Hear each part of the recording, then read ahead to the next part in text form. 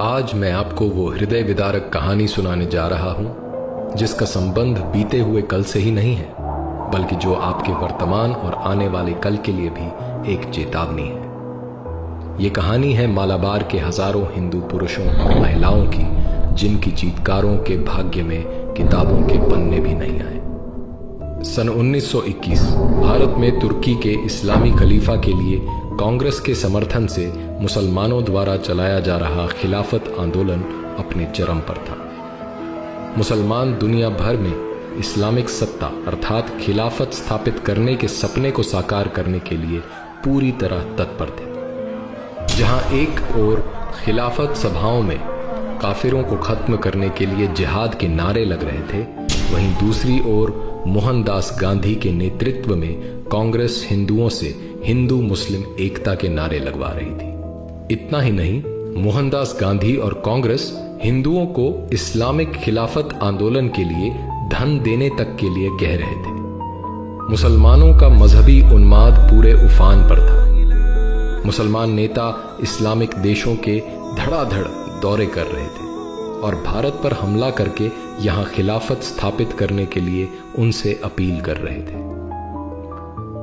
जब स्वामी श्रद्धानंद जैसे समझदार हिंदू नेताओं ने खिलाफत सभाओं में काफिरों के विरुद्ध जिहाद के नारों की बात उठाई, तो मोहनदास गांधी ने मुस्कुराकर कहा कि मुसलमान तो ब्रिटिश नौकरशाही के खिलाफ हैं। इस पर स्वामी श्रद्धानंद ने कहा, जब मुस्लिम मौलानाओं के मन में उल्टी भावनाएं आ गई हैं, तो उन्हें इस हिंसा का इस्तेमाल हिंदुओं के विरुद्ध करने से कोई नहीं रोक सकेगा। स्वामी श्रद्धानंद की बात जल्द ही सत्य सिद्ध होती नजर आई। पंजाब से खिलाफत आंदोलन का एक प्रमुख सूत्रधार अल्लाह बख्श केरल के मालाबार में आया हुआ था। उसकी यात्रा में हिंदू मुसलमान एकता प्रदर्शन के लिए उसकी गाड़ी घोड़ों की जगह हिंदुओं से खिंचवाई गई और अल्लाहू अकबर के नारे लगवाए गए। अगस्त 1920 में गांधी ने केरल का दौरा कर वहां खिलाफत कमेटियां स्थापित कराई। केरल के हिंदुओं से खिलाफत आंदोलन के लिए जबरदस्त तरीके से धन भी इकट्ठा करवाया गया। मक्का से पढ़ाई करके आने वाले कट्टर और जिहादी मानसिकता वाले अली मुस्लियार और उसके साथी वरियन कुन्नत कुंजहम्मद हाजी, सीती कोया तंगल, चेम्ब्रासरी तंगल काफी पहले से मालाबार में इस्लामिक राज्य स्थापित करने की तैयारी कर रहे थे।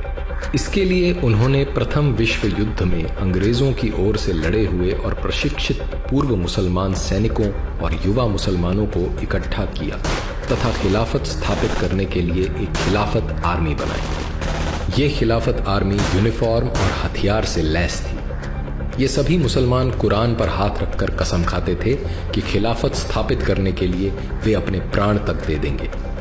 रिपोर्ट्स के अनुसार इस इस्लामिक सेना में 60,000 तक सैनिक भर्ती थे। यह इस्लामिक सेना मालाबार के कई क्षेत्रों में सड़कों पर परेड तक करने लगी। 22 अगस्त 1921 को जमात मस्जिद मालाबार को इस्लामिक खिलाफत का क्षेत्र घोषित करके अली मुस्लियार को वहां का इस्लामिक राजा घोषित कर दिया गया। पूरे क्षेत्र को इस्लामिक शरिया क्षेत्र घोषित कर दिया गया। इमारतों पर तुर्की खलीफा के झंडे लगा दिए गए। एक विशेष प्रकार के छुरे, जिन्हें खिलाफत छुरा कहा गया, इनका बड़ी भारी संख्या में निर्माण कर मुसलमानों में बांटा गया। अब इस शरिया क्षेत्र में बारी आई हिंदू काफिरों की। काफिर हिंदुओं को इस्लाम और मृत्यु में से एक विकल्प चुनने को कहा गया। मुसलमानों द्वारा हिंदुओं पर भयानक अत्याचार शुरू हो गए।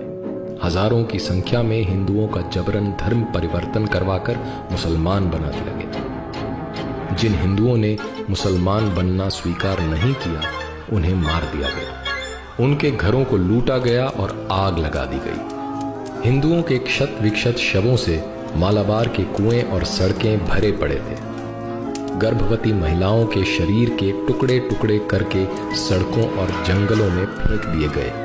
इनके गर्भ से निकले अजन्मे बच्चे जहां तहां पड़े थे। निर्दोष और असहाय हिंदू बच्चों को उनके माता पिता भाई बहनों के सामने तड़पा तड़पा कर मारा गया। युवकों को यातनाएं दी गई, कुछ को जिंदा जला दिया गया। हिंदू महिलाओं और युवतियों के साथ दुष्कर्म किए गए, उन्हें जबरन दासी बनाकर रखा गया। बेशर्मी और वहशीपन की सारी हदें पार की गई। देवालयों पर लहराते हुए हिंदू ध्वजों को उतारकर उनके स्थान पर इस्लामिक झंडे लगा दिए गए। मूर्तियों को खंडित कर दिया गया। मंदिर परिसरों में गायों को काटा गया। हजारों की संख्या में निर्वस्त्र भूखे प्यासे हिंदुओं को जंगलों में भागकर अपनी जान बचानी पड़ी। एनी बेसेंट और मालाबार की एक हिंदू महिला द्वारा तत्कालीन वायसराय रीडिंग की पत्नी को लिखे पत्र, जिनमें इन सभी अत्याचारों का विवरण है, रोंगटे खड़े कर देते हैं। सर्वेंट्स ऑफ इंडिया सोसाइटी की इंक्वायरी कमेटी की रिपोर्ट के अनुसार इस भयंकर नरसंहार में 1500 हिंदुओं की हत्या, 20,000 का बलात् इस्लामीकरण और लगभग 3 करोड़ की प्रॉपर्टी की लूट हुई। हिंदू महिलाओं के साथ दुष्कर्म की कोई सीमा नहीं थी। आधिकारिक ब्रिटिश रिकॉर्ड्स के अनुसार मुसलमानों ने 10,000 हिंदुओं की हत्या की। शांति और अहिंसा का पाठ पढ़ाने वाले और खिलाफत आंदोलन के अध्यक्ष मोहनदास गांधी का हवाला देकर जब हिंदुओं ने मुसलमानों से हिंसा रोकने की गुहार लगाई तो उन्होंने कहा, गांधी वो तो एक काफिर है, वो हमारा नेता कैसे हो सकता है। जब मालाबार के हिंदुओं के इस भीषण हत्याकांड की खबरें पूरे देश में फैलने लगी तो आरंभ में गांधी और कांग्रेस इससे मुकरते रहे, लेकिन जब छुपाना मुश्किल हो गया तो कांग्रेस सभा में हिंदुओं के इस नरसंहार पर केवल एक निंदा प्रस्ताव रखा गया।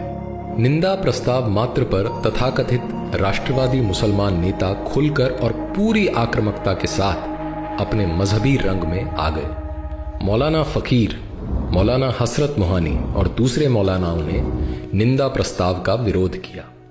गांधी और कांग्रेस इन खिलाफती नेताओं के सामने पूरी तरह नतमस्तक थी। जिसने भी हिंदुओं का पक्ष रखा और सही सही स्थिति बताई, उसे देश का शत्रु और हिंदू मुस्लिम एकता में बाधक कहा गया। मोहनदास गांधी ने तो इस हत्याकांड के लिए हिंदुओं को ही आरोपी बता दिया।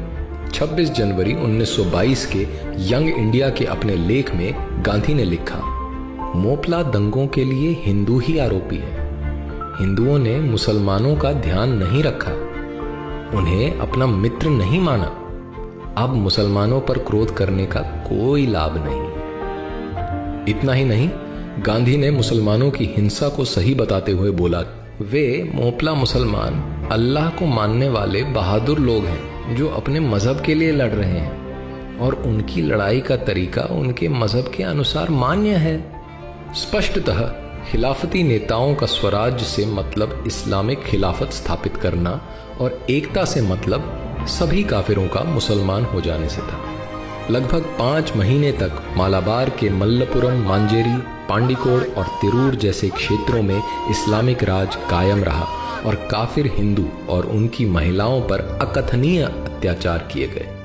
क्योंकि मालाबार के मुसलमानों को मोपला मुसलमान भी कहा जाता है, इसलिए इस नरसंहार को मोपला हत्याकांड, मोपला दंगा इत्यादि नामों से भी जाना जाता है। वामपंथी और कांग्रेसी इतिहासकारों ने मुसलमानों द्वारा हिंदुओं के इस नरसंहार को गरीब किसानों द्वारा ब्रिटिश प्रशासन और अमीर जमींदारों के विरुद्ध विद्रोह में बदल दिया है। सत्ता द्वारा संरक्षित इन वामपंथी इतिहासकारों ने भारत के एक भाग में इस्लामिक क्षेत्र स्थापित करने और वहां काफिर हिंदुओं के नरसंहार को स्वराज्य स्थापित करने वाला स्वतंत्रता आंदोलन सिद्ध कर दिया है। लेकिन असली इतिहास तो उन हजारों हिंदुओं और महिलाओं के खून और चीत्कारों से लिखा है जो इस्लामिक क्रूरता और नेताओं की तुष्टीकरण की राजनीति की भेंट चढ़ गए।